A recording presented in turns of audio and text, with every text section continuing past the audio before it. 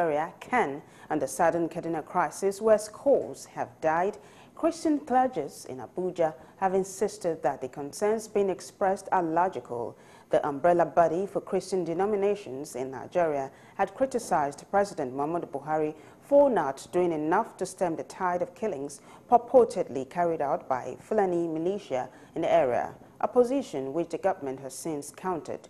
Here is the position of a cross-section of Christian clergies in Abuja, as reported by correspondent Godfrey Obimiata.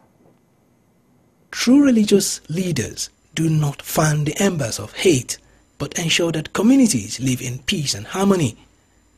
That was an excerpt of a statement from the office of Nigeria's Interior Minister Abdurrahman Dambazao, charging Khan and the leadership of the Catholic Church in Nigeria not to give ethno-religious coloration to the southern Kaduna mayhem. That was about the closest statement from the presidency by way of reaction since the renewed violence in the Christian-dominated region of Kaduna State. Khan's argument is that the perceived silence of President Buhari and the Kaduna State Governor el-Rufai could mean there's a sinister agenda against the locals of the areas being hit by this latest round of violence.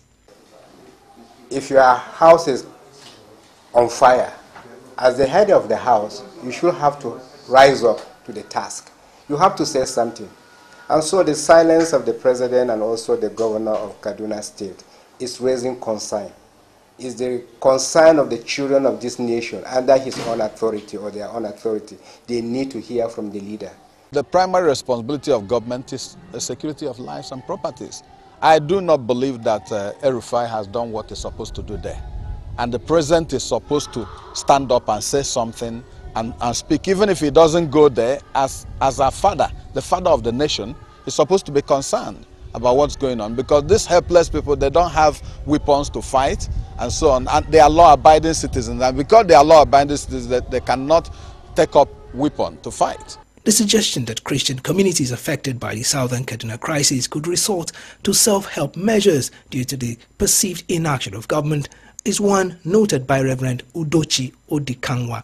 It doesn't speak well of this nation in the international community at all. So Christians will continue to tolerate, continue to pray, continue to go on our news, but at the same time, we are advised to be very, very vigilant.